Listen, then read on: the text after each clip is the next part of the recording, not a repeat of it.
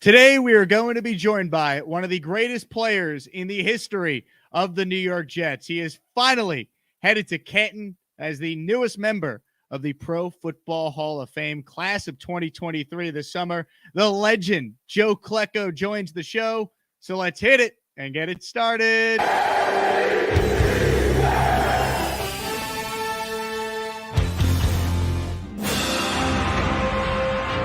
We honor the career of Joe Klecko all summer on his journey to the Pro Football Hall of Fame. The anchor of the New York Stock Exchange, Joe Klecko. If you'd like to ask Joe a question, Super Chats always cut the line. The fans of New York are the smartest fans in the country. Now it's time to chat up a legend. This is the Jake Asman Show. Here we go. I had to put the special number 73 jersey on for this one. I'm excited to bring on the great Joe Klecko. Joe, I can't thank you enough for your time today. I hope all is well, and congrats to you. And on behalf of every Jet fan, it is long overdue, and we are thrilled that you're finally headed to the Pro Football Hall of Fame. You have no idea how much I appreciate it. But I got to tell you one thing, Jake. Let's take it easy on that legend. Legend reminds me of an old man, so I'm trying to keep at that youthful look out there. So, Joe, talk to me about what the last couple of months have been like. You know, you get the knock on the door from Joe Namath that you're going to be part of the Pro Football Hall of Fame class of 2023. And then since that point on, what has life for Joe Klecko been like? Well, it really has been a whirlwind. Ever since Joe knocked on the door and the announcement they made at the Super Bowl,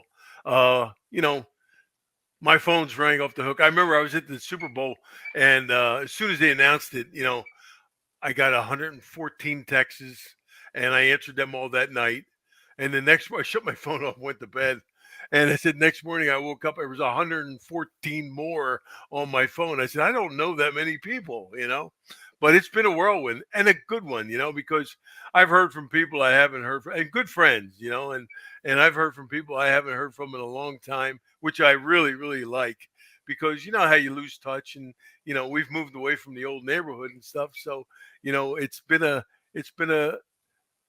awakening, a vacation awakening for us, and my family is they're all abuzz. My brothers and sisters, my kids, my grandkids, everybody. It was so funny. I went to pick up my granddaughter at school one day, and you have to knock on the door so they unlock it to let you in.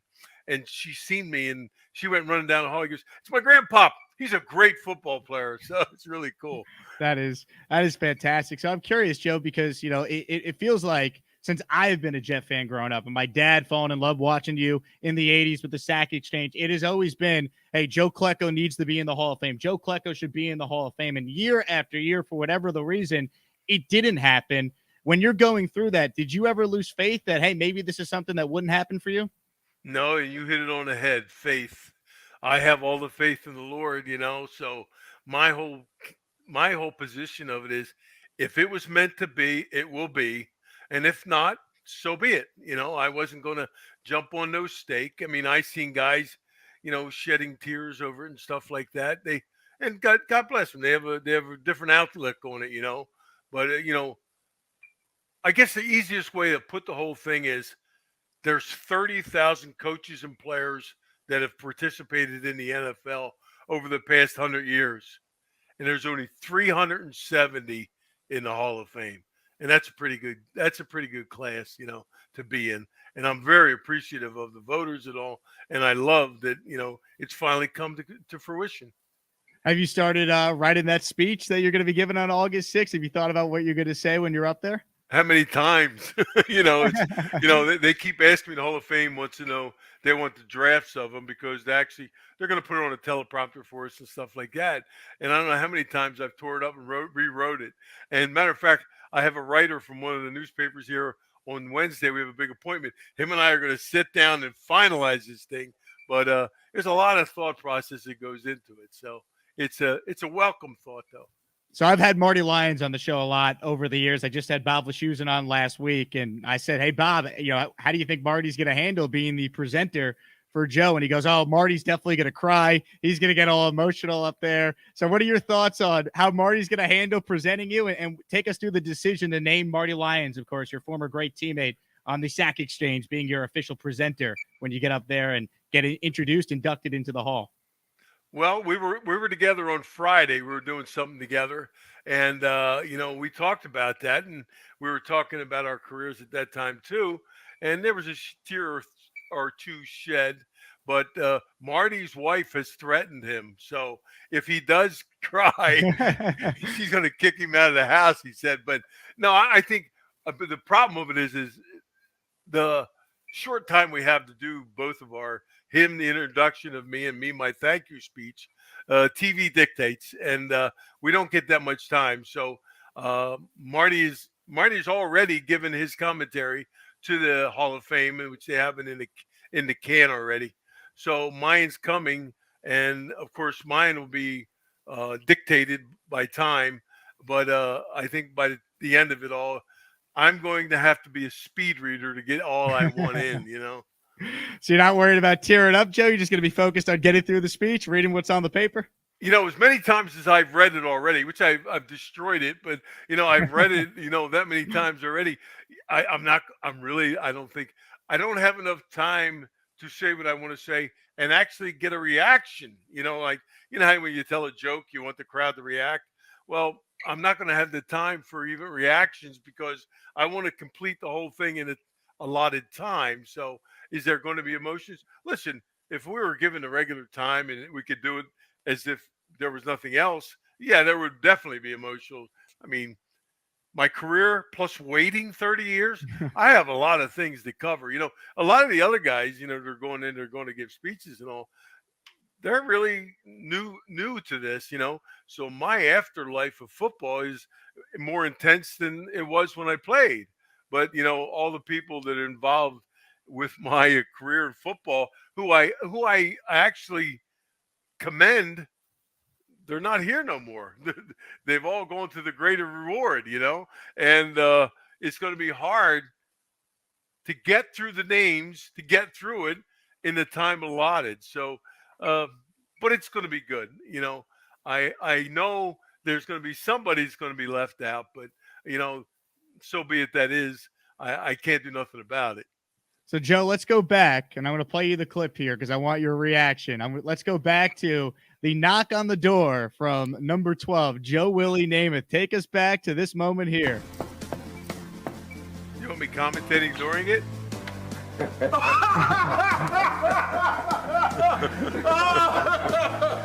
Hey, honey, Joe Namath came to lunch. Klecko. Hi, baby. Welcome. Welcome to the Pro Football Hall of Fame. Oh, thank you, Joe. Class Oh, my of God. 2023. Oh, it couldn't be by anybody else better. God, thank you. Thank you, God. Oh, man. Oh, Joe, I got to admit, it's never been as good to see it as it is now. Really, it is. Thank you, man. It's wonderful.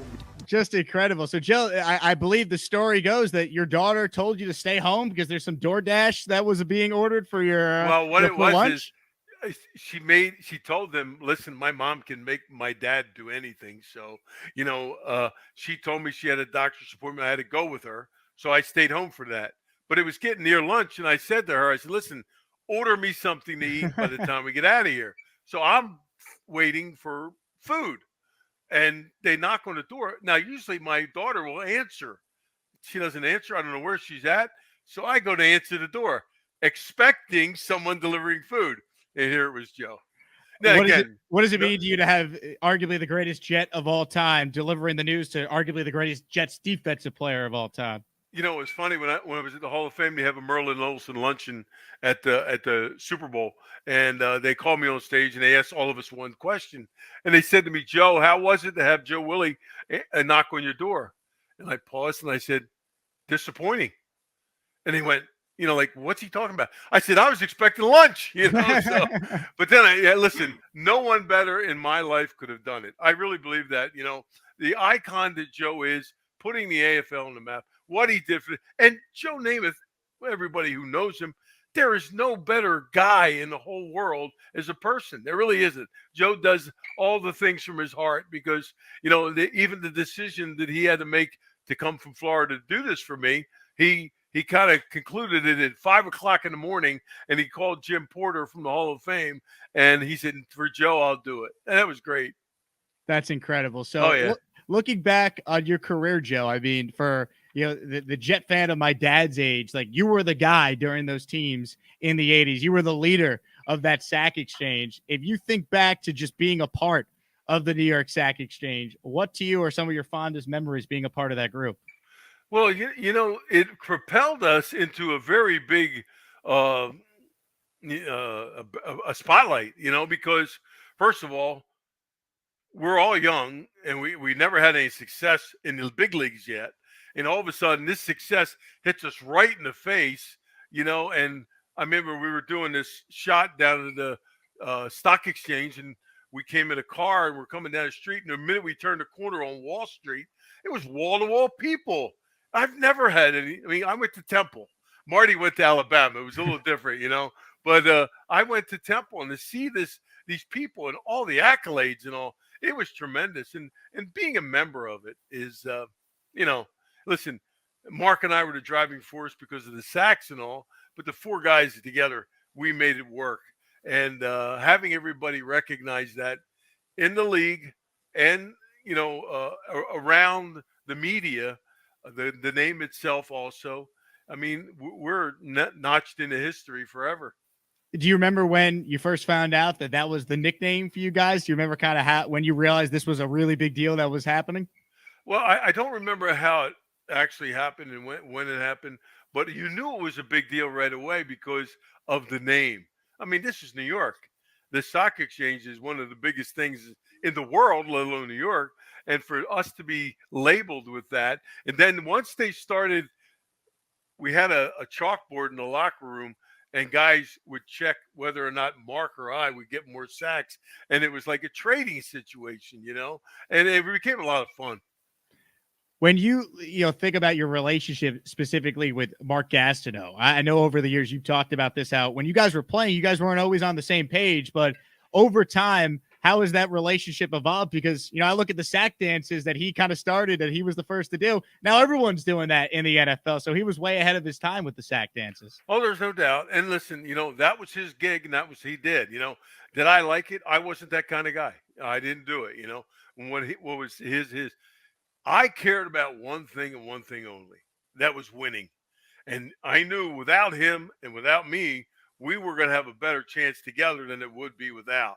So, everything that we concluded to at the outset of it all was let's win, because everybody wants to go to Super Bowl, and we had that kind of team that could do it, but, the way it worked out, it didn't happen. But between Mark and I buried the hatchet a long time ago. I mean, we're pretty good friends now. I don't see him. He lives in Pennsylvania. I live in Jersey.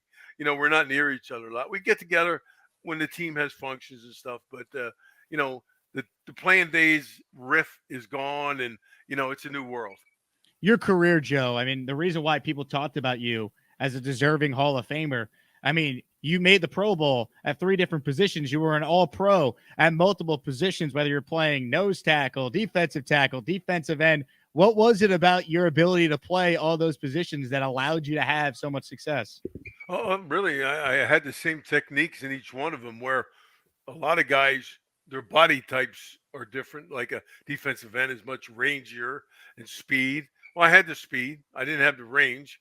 I moved inside. I still had the quickness, and my hand speed, was pretty good, which helped me on the outside. But I think what it was is I played the same way. I had my keys that I go off of, and then watching a lot of film helps.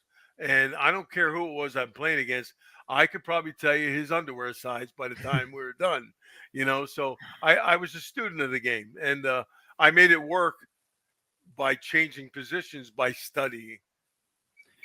20 and a half sacks in the 1981 season. I mean, I can't even fathom any Jet player in my lifetime getting to that number. God only hopes that Quinton Williams or Carl Lawson or Jermaine Johnson, someone could get close to that this year for the guys. But that season in particular, Joe, what do you remember the most about that 1981 year? Well, we were in the playoffs. That was the biggest part I remember of it. I mean, we didn't go far. We got beat up in the first game, in the playoffs. But getting to that point, the wins, the W's kept coming along, and it was getting awesome because we had a hell of an offense also. Richard Talbot having a great year. Freeman McNeil led the league. Those kind of things were happening that year.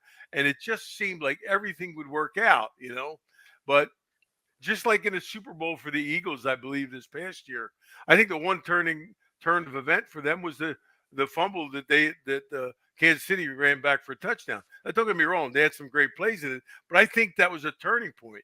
So in the very beginning, Bruce Harper fumbled the football, and that put us in a big hole, and we almost came back to the whole thing. But I think that big play right there kind of sunk us a little bit. We were trying, but it didn't work out.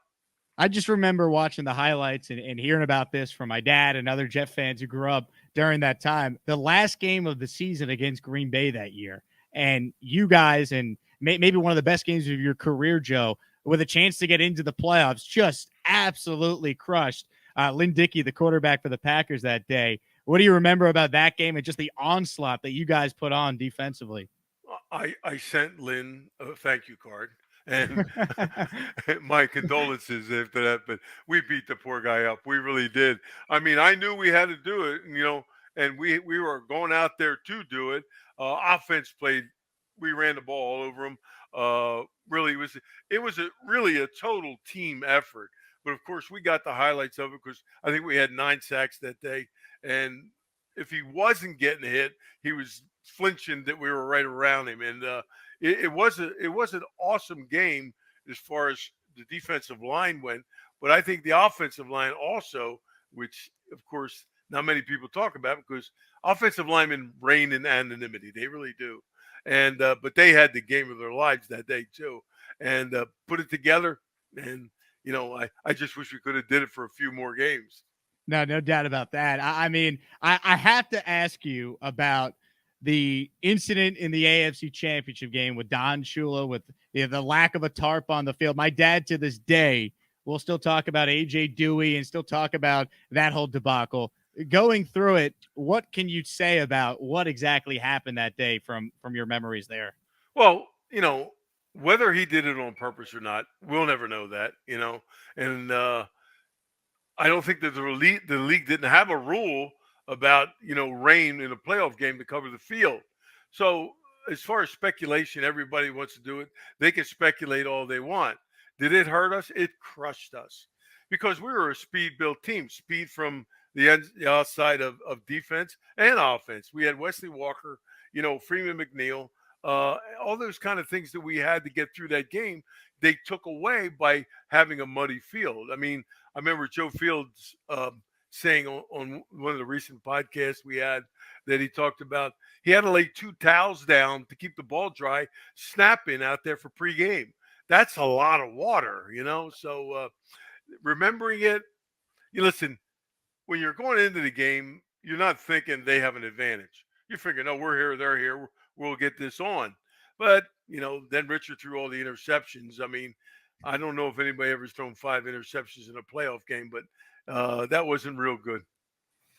Walt Michaels, that was the last game that he coached as the Jet head coach. I've heard you talk about how you had a special relationship with Walt. What about that relationship was so special to you, and what did you make of what happened, whatever happened on the plane ride back from Miami that day? Well, that's still a speculation out there, and a lot of guys have speculated and told me things and stuff like that. And when we were coming back, Walt was a competitor like I was, I'd say. The one great thing about Walt that I loved, Walt was like my dad. I remember playing Little League Baseball, and I was pretty good. So I'm playing shortstop. I must have booted the ball one time. But I win the game by hitting a home run. Everybody's congratulating me. I walk out to my dad in right field because I batted left-handed. First thing he says to me, why'd you boot the ball? It's short. So, but that was Walt.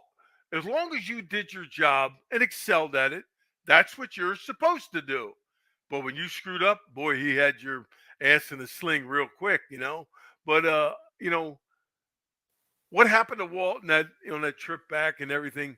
You know, they speculate that he was drinking or whatever. That doesn't matter. I mean, we all were drinking on the way back on that plane. You know, we wanted to drown our sorrows any way we could. But I guess whatever happened between him and the owner, that's what nobody really knows. So you know, we can turn around and you know he didn't even address the team. So something must have been big up about it. And I never did talk to Walt about it because he wouldn't talk about it. Wow. So No, you know, you mentioned playing baseball there, Joe. I mean, you didn't actually play football until I believe you were a senior in high school, right? So yeah. can you kind of give the audience a backstory? How does the great Joe Klecko, now in the Pro Football Hall of Fame, not play football until their senior year of high school? Well, when I was in high school, I went out for football my freshman year. I was a very timid kid. I mean, you would call my name out, I get embarrassed, and so I get down. And one of the big guys on the team, a senior, he gets on this plank, and we were supposed to, you know, hit each other, and knock each other off the plank. And the coach said to me, "Get out of there before you get hurt." Well, that's all. He embarrassed me. I left and I went to work. You know, my uncle owned a big business. I used to deliver oil here in gas stations. I used to work at them. Okay, and but it came time my senior year. Uh, Everybody that I was around on the team, there wasn't too many guys. I felt that I wasn't tougher then. You know, so I figured, oh, let me go out. I went out, and the guy in front of me got hurt about the second game of the season, and they couldn't take me out after that. And there it was. You know, I mean, remember the Eagles had an award for the best high school player in the Philadelphia area between parochial and public schools, and I won it. I only played 6 games. That's unbelievable. And then you go to Temple, of course, and the rest is history. Right. Unbelievable. So how would you categorize your on-field mentality? Because to any Jet fan that watched you play, you were the heart and soul of those teams. What was it like kind of going through it as a player? What was that mentality you tried to play with? Well, I used to get ready before the game by the national anthem. I was the biggest kibitzer and carrier on in the beginning, joking around in the locker room, you know, having my coffee, walking around. I'd go to the sideline, and the minute they played the national anthem, I'd have tears in my eyes, and I'm looking for the guy I'm playing against. And I just had something that really just turned me on. And I guess the best way to explain it is I used to play with a chip on my shoulder to like someone was breaking into my house and going to hurt my family. And there was nothing I would do not to prevent that. So I wanted to win. And whatever it took, sacking the quarterback, stopping the run, anything I had to do, I was going to do. And it was all mental with me because even though we'd be back behind in the game or whatever, I never took a play off. I never wanted to be embarrassed to the point where I would lose one play. I played hard all the time, and that was just my makeup. That's what I was like. Did you have a favorite position to play? I mean, you played 3 at a Pro Bowl level. Was there one, if you could do it all over again and you could just stay at one, is there one that you preferred more than the others? Well, the one I would stay at would be defensive end because you don't get hit that much out there. You know what I mean? But the one I loved the most was at nose tackle. But the way we played it, you see, I caught in a cock nose stance, and the Bud Carson, who became our coordinator from Pittsburgh, he did it with Joe Green. They were in a 4-man line. But he said to me, he says, Joe, we got to cover both A gaps. And you slant to one side, that may make it easy. I says, he goes, do you want to try this? And I said, sure, bud. I said, what do you want? What do you expect? He goes, I don't know, let's wing it.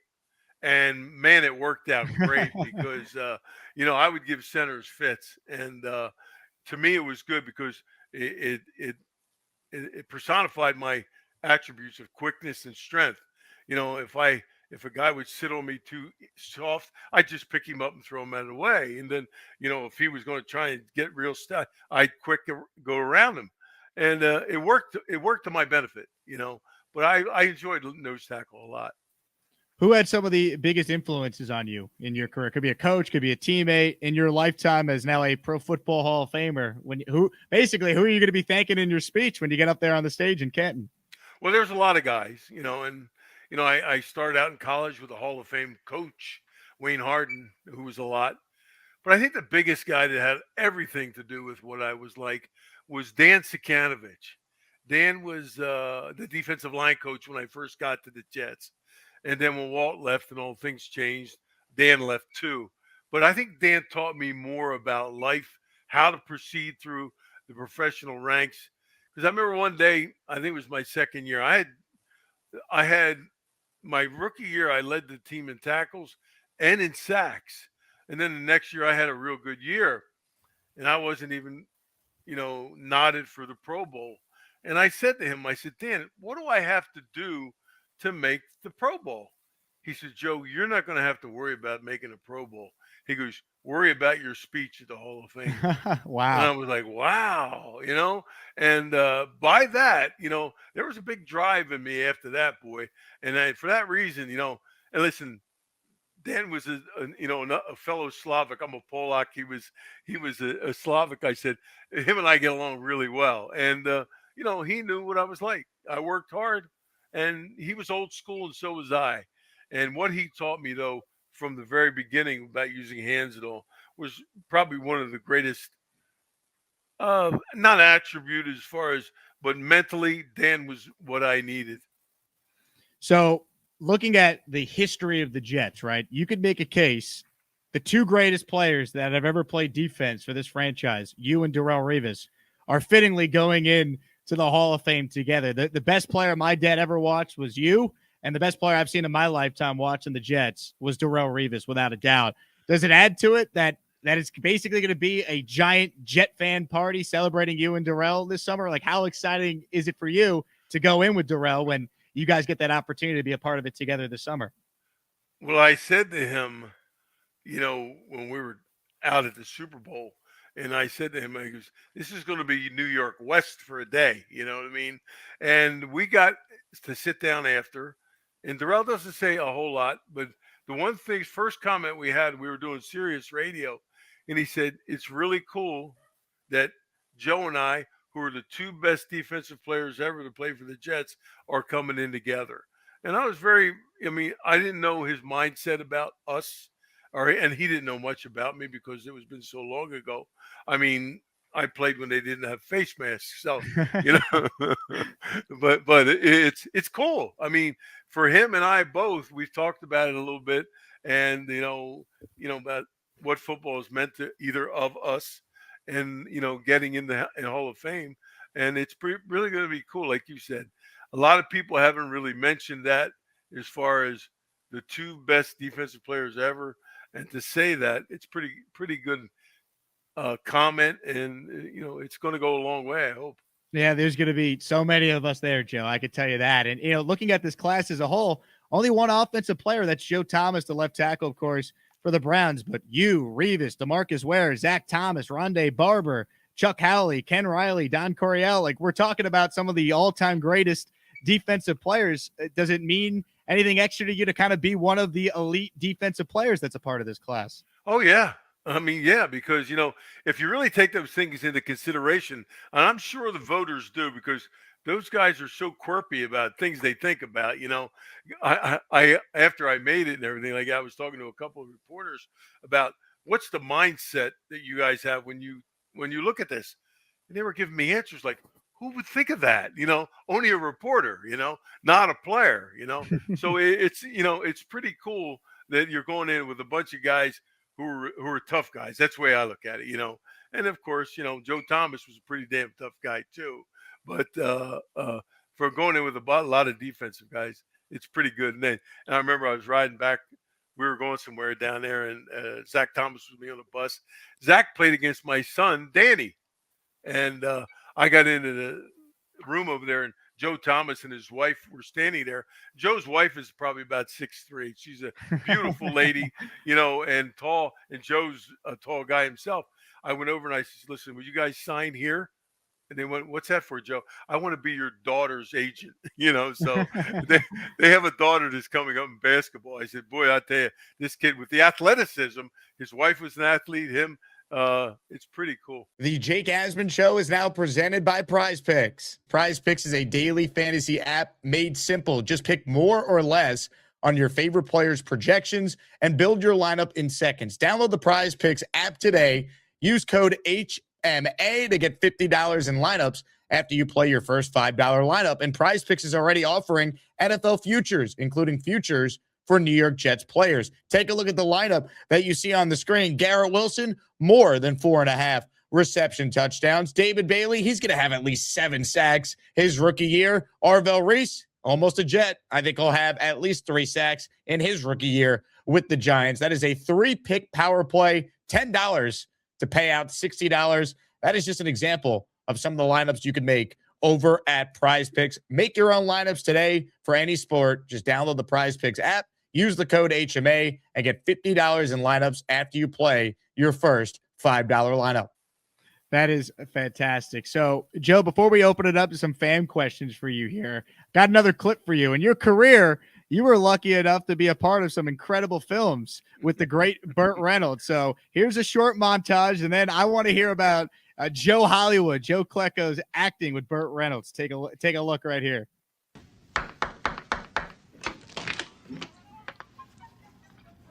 Yeah?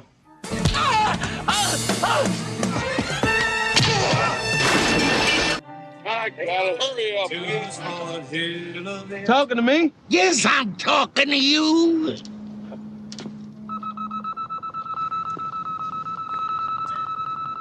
Badge is crooked, sir. Much obliged. Who is that, Daddy? I don't know, but the circus must be in town. Joe Hollywood. So, Joe, I mean, I'm sure that brings up a lot of memories, right? Can you share some of your favorite memories from being a part of those movies? Well, the greatest memories being in them, of course, and the way I got into them was funny. My wife and I were out one day and came home, and my mother was babysitting, and we came home somewhere around midnight, and Mom said to me, Dad, and she said, Joe, she goes, Burt Reynolds called. I said, what? She says, yeah, Burt Reynolds called. I said, did you recognize the voice, Mom? You know who it was? She goes, no, the director's going to call you back tonight from Hollywood. And he said, they want you to be in a movie. I said, really? So Hal Needham called me that night and, offered me being Smokey and the Bandit too. And after I went down there and met with Burt and all, Burt and I became pretty good friends. And of course, I did Cannonball Run and Heat after that. My acting career, as far as my prowess, there was a guy named George Firth who was in the movie, and George played a lot of bit parts. We had an acting school in New York. I went up to him after, and I said, George, how about you and I get together when we get back to New York? And he goes, why, Joe? I says, well, you have an acting school. I'd like to think about, coming to it. He says, you're a really good football player, aren't you? I said, yeah, I guess. He goes, no, really good. I said, am I getting an indication here? He goes, how about you stick with football?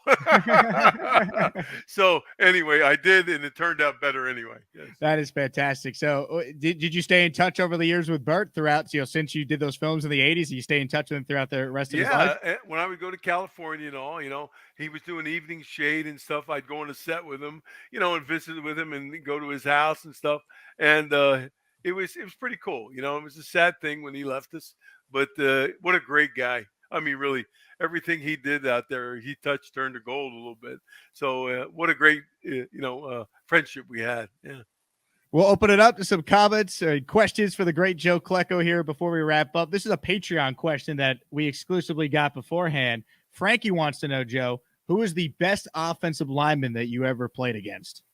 It's a tough one to pin down. Reason being is I categorize it from end at tackle and guard over a guard, and then nose tackle. And I say the best left tackle I ever played against, Anthony Munoz. The first man ever to be elected Hall of Fame from Cincinnati, and he was good. And then John Hanna. John and I had some pretty good battles in New England, and John was the kind of guy, there's a lot of guys you can intimidate a little bit, and as soon as they knew they were losing, the want went out of them. But the center-wise was probably Dwight Stevenson from Miami. Dwight and I had some great battles because we were kind of like the best players with using hands. And Dwight didn't have that competition with too many people because nose tackles were big, slow, blobs in there. And not me. I wasn't going to wait around. And he always said it that the same thing to him. I was one of the best he played against. So it's not one. It's those three guys. It's fantastic. So keep submitting your super chats, and we'll get to those coming up. Joe, I got to ask you about the present day Jets before we get to some fan questions. You were outspoken earlier this offseason. You were weary whether or not Aaron Rodgers would make sense for the Jets. After seeing Rodgers show up to every OTA and seemingly ingratiate himself to the city, has your opinion about Aaron Rodgers changed at all these last 6 weeks? Well, it hasn't changed about his attitude. I mean, he's a different duck. He really is. There's no doubt. But as far as him as a footballer, I've always said, as far as an accurate passer, there probably may never have been one as good. And presently, there's not. He's the best accurate passer in the league, and a 4-time MVP he can't beat. My whole contention was how he was going to get along with the young guys. And I made a reference to it because growing up as a team, the one I was on, we grew together. And that was really a cool thing because we got along so well. That's what I was hoping, which he now has shown that, like you said, he's ingratiated the rest of the team. And, he's out there teaching guys, and he's doing the things that you see a Tom Brady do, And I think he's going to be a big surprise for everybody in New York. Just so happens, they're in the toughest division, I think, in football. And but as far as the talent on that team, there's nobody else out there. Now that you got that missing piece, I don't think anybody can do as well as the Jets if it all goes their way. And again, it's that luck of the ball, the roll of the ball, for a mistake that usually ends up hurting or helping a championship team. And I just hope it all goes well for them. But are they going to do well? They'll be in the playoffs. I'm sure expectations are Super Bowl and very well founded because as a defense, it is, even though they have Aaron Rodgers, I look for their defense to be number one in the NFL. They certainly have the talent to do it. So from one Hall of Famer to another future Hall of Famer in Aaron Rodgers, what advice would you share with him about playing in New York? Well, the media can get to you, and they can be a tough thing. And when you have to turn it off, it seems like he's easy to turn it off and go the other way. And I just think don't expect them to be your buddy, because when things go bad, they're gonna stick a dagger in you. And when things go well, everybody loves you, But maintain that even keel, and I think you're going to be better off. Got to ask you about Robert Saleh, and then we'll get to some fan questions here. I think most Jet fans genuinely like the guy. We're excited about what he could do now with a real quarterback going into year 3. I know you have a relationship with Saleh, so your thoughts on what he could do as this team's head coach? Do you view him as a guy that's the right fit for where this team's trying to go? Everywhere he even came from, especially when he was in San Francisco as a coordinator, guys play for him. And I always said that if there's one thing that a head coach needs to do, it's not X's and O's. It's a need to play for him. And he gets them ready to play. Even when, they were coming out and a couple of the players had detrimental things being said about them on the team, he stood behind them all the time. He always was a player's coach. And there's nothing better than that. I think one of the worst examples I can give you is when I guess it was Bobby Beathard who was the head coach in Detroit when they let Barry Sanders go. All Barry wanted to do was be traded. And they wouldn't listen to him. They knew better. Barry, he threatened to quit, and he did. He retired. He retired probably the best running back ever to play football. When you don't stand behind your players and give, that confidence in them, they're not going to want to play for you. I don't think you'll ever find that with Saleh. I think Saleh is a player's coach, and he's a tremendously easy guy to talk to. And I think he's a smart coach. There's no doubt. As a coordinator, he's done great things. Now, as a head coach, he's done great things, except when it comes to that, the one missing link they had at quarterback, you couldn't overcome it. But I think things will be a lot different for him now. UK Jets fan starts us off with a super chat. Hi, Joe. I live in the UK, and I got hooked on the Jets in 1983 because of the sack exchange / Rams brawl. You and Mark Gastineau were my main guys. Would love to see Mark Gastineau join you in the Hall of Fame. Go Jets. Well, I love you too, big guy. So it's always great to see guys that back then, and it's very nice that the best part of it was you loved the fight. I did too. So we had a lot of them over the years, and it's a lot different nowadays than it was back then. But I think Mark deserves to be there too. Mark's a great player. He's the kind of guy that gave everybody fits. You may not like what he did, but there's a lot of guys out there in the Hall of Fame, Terrell Owens, that nobody wanted to see him get it because of people's dislike for him. But that doesn't matter. What you did on the field matters. Speaking of fights and referees getting involved, was the giving him the business call maybe the greatest call you've ever heard from a referee? It's why it's on TV all the time, And I told him, I said, Marty, you'll make TV any way you can, And after him and Kelly got into it, because Jim was the kind of guy that could run his mouth a little bit on the field, and he didn't spare no bones with anybody. And Marty wasn't going to let him get away with it. So that was a great call. Neil writes in. Neil's a huge Jet fan, 54-year Jet fan. Congrats to you, Joe. I heard you used to take your son into the locker room and once offered a teammate to punch him in the stomach because he was so tough. Can you confirm or deny that story? I'm going to deny the punch. There's no doubt. Somebody would have punched my kid. They were in for it, But, yeah, he was like that, though. He used to run around and get in more trouble in the locker room, and guys would wind up chasing him. I'm going, whoa, what's going on here? And they would say, Joe, I said, Danny. I said, get over here. And I said, tell him what happens when you do something wrong. And he would turn. The guy goes, I get a licking, But I controlled him. And to deny the punch, but Danny was the kind of guy. As a matter of fact, he played for 7 years in the league. He wound up with 3 Super Bowl rings. And if you would have asked me about that back then, I would have said if there's any one of my kids that would be in the big leagues at one point in time, it would have been him. And he did. Your son, Danny, actually was a guest on my national radio show a couple of years ago. He was doing some work with the Special Olympics, so we had him on, and he was great. And I'm like, I'm not surprised. And I said to him at the end of the interview, I'm like, we need to get your dad to the Hall of Fame. He goes, trust me, I know. And here we are years later, and it's finally happening, Joe. Yeah, I'm proud of the kids, all of them, And Danny's done a great job in the media and as a father. I love it. Green and White Militia says, this is the year of the Jets. Congratulations, 73. Adam's got a great question here. What was the lunch order? So, of course, you thought you were waiting around for lunch. Then Namath knocks on the door. Do you remember what you even ordered for lunch that day? I sure do. It's not too often. I don't vary. Mine was a cheesesteak, So I'm an ex-Philly boy, So, there's a few people up here in the north of New Jersey that learn how to make cheesesteaks pretty good. And I ordered it. That's one of the things when I order out, I don't order out much because my wife's such a good cook. But when I did order out, most of the times you can't really screw up a good cheesesteak. Derek writes in, Joe, how did you and the rest of the team feel when Mark Gastineau crossed the picket lines to play? Well, I did too. I mean, I was hurting at that point, and there was nobody else going to go out there for us and do what we had to do. Like I said, listen, guys, my career might be at the end, and whatever his reasons were, they were. The solidarity of holding it together. We didn't have very much good union leadership back then, and I'm a union guy. I come from the Teamsters. I'm still on a withdrawal code that I've stopped driving tractor and trailer. So I was all for the union side of it, but the things where we're headed were so stupid.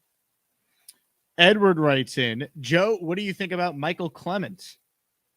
Well, what I do know over what I've seen of him, so far. He's scary. Yeah, exactly. He's like you. It's just one of the wait and see type things, and playing against the better guys and all that, you'll see what comes out. Chris writes in, thank you, Joe. Congratulations on your Hall of Fame induction. You're a legend and deserve the utmost respect. Just wanted to give you your flowers. My grandfather loved watching you play. Thanks for everything. Well, again, I'd say I did one thing. I played to win, but I also played for the fans. I really did. People used to sit out there in the rain and the snow and we'd lose a game.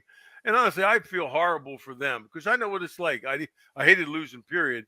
But there's nothing better. I would always, Marty and I both would go out after the game and we would spend the whole waking hours in the parking lot with our fans and stuff because I enjoyed hearing what they had to say. And plus, they are why we played. If nobody's turning the TV on or paying your money at the stadium, we don't get any. It's well said. So this question also a Patreon exclusive question.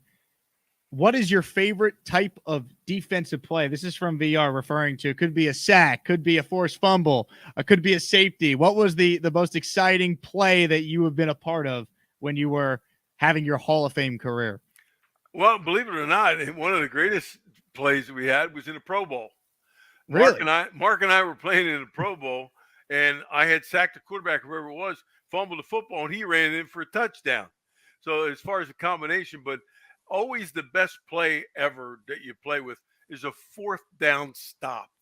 Third down's third down, and that comes with its ups and downs. But when it's a fourth down play, that means something's on the line. Something's really, you need this or they need it, okay? And coming up with a fourth down stop, that fourth and a half a yard or fourth and whatever, and they're throwing the football and you sack them. Whether it's a sack or stopping a run, the biggest recommendation for applause is a fourth down stop in defense. That's a great answer to that one. Iconic Aware wants to know, what was the greatest lesson you've ever learned from your parents, football, and acting? Well, there's a lot of them there.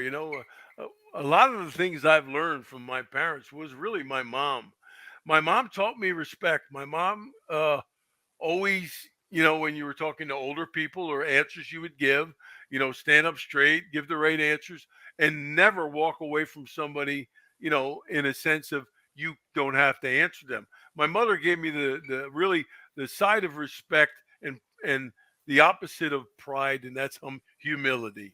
Mom always stressed that, But as far as football, again, my coaches who had a lot of influence on me, because I always listen to people who are older. They've been there, seen it, done it. And anytime Dan Sikanovich, Walt Michaels would have something to say to me, I took it to heart, Acting, I was awarded one of the 10 worst actors in football. So I don't know if I ever learned anything there. So before we wrap up, Joe, I got one more photo for you. So this was a somewhat recent photo that the Jets themselves posted. I want the backstory to Joe Klecko meeting big Jets fan Adam Sandler. What's happening in this photo? Well, we're actually at an appearance at Hofstra University, signing autographs for everybody like that. And I was sitting at the table doing autographs, and somebody tapped me on the shoulder and threw this over my shoulder and said, "Here, sign this." And when you're doing these things, you want to get out and get things done. And I didn't even look up to see it was him. And then I'm signing it, and I said, "Who do you want it to?" He says, "Adam." And I look back, and here it's Adam Sandler, And him and James, I forget his name. They're two big Jet fans. As actors, they're always at the game. So when I turned around to talk to him, he's doing a new movie on memorabilia.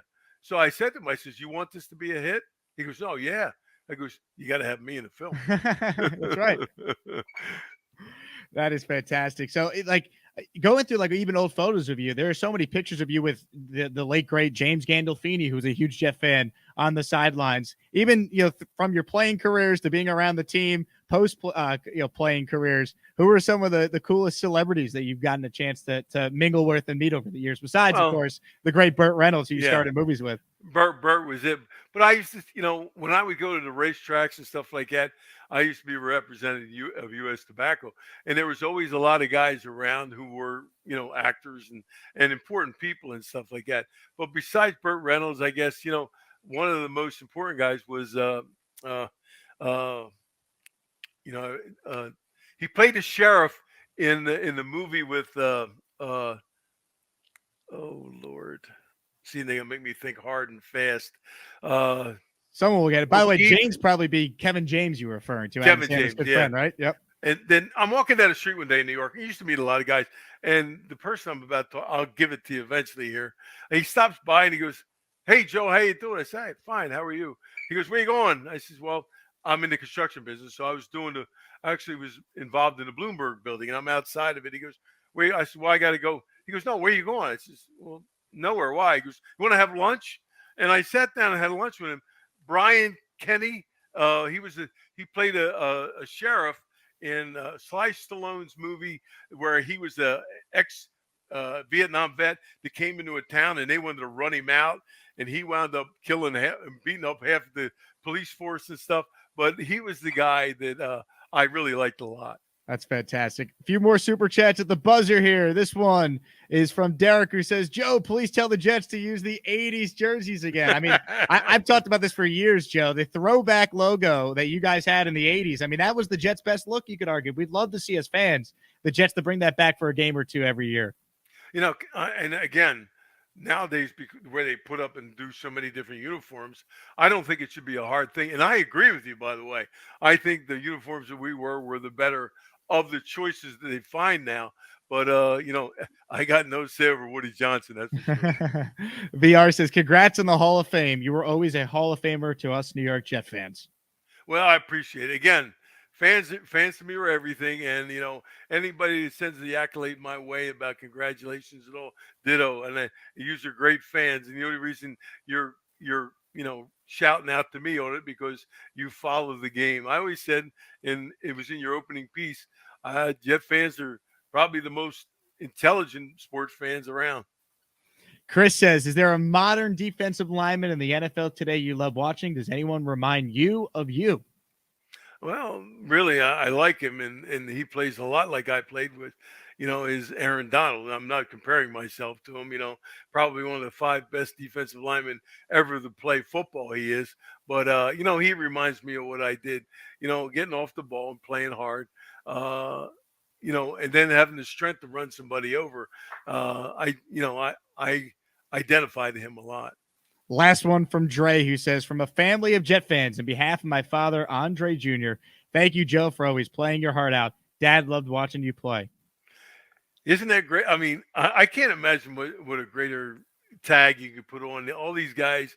My dad loved you. My dad loved you. You know, and old school guys, you know, were work ethic guys. You know, they either were born here or their families came here, you know, and you know, he got ahead in this world by working hard and doing the right things. And that's how I played. And it was very evident to people out there. That is how I played. And I get so much joy out of when somebody says, my dad loved you. I mean, really, it's fantastic.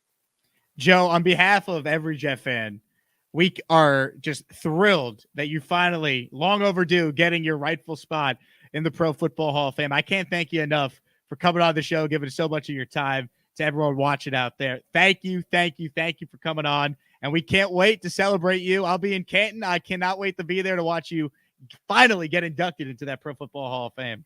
Well, remember, Jake, when I'm out there, you come up and remind me. So, you know, I'm going to be under, you know, scrutiny out there and pressure. So I'm going to love it. I'm telling you. You know, you know, I'm going to have somebody follow me around with a camera the whole time. And Howie Long told me the best thing about it. He goes, Joe, you're not going to remember nothing. You know, so I want to have the memories, and especially from the other Hall of Famers out there that are going to be there. You know, I've learned one thing now, that their acceptance is more easy. Like when you go to a new team, it's tough to get acclimated. The Hall of Fame guys have been absolutely wonderful to all of us. So I'm looking forward to it. He's Joe Klecko, Pro Football Hall of Famer, class of 2023. My name is Jake Asman. This has been the Jake Asman Show. Thanks again to the great Joe Klecko for joining. If you liked this show, hit the subscribe button on the right-hand side of your screen. Hit the like button on your way out of here. And, of course, get ready, because this summer, Jet fans, it's going to be a party. Hall of Fame game. Klecko and Revis going into the hall together. Can't wait. Joe, thank you again. And thanks to all the Jet fans who tuned in today. Have a good one, everybody. Good luck to you.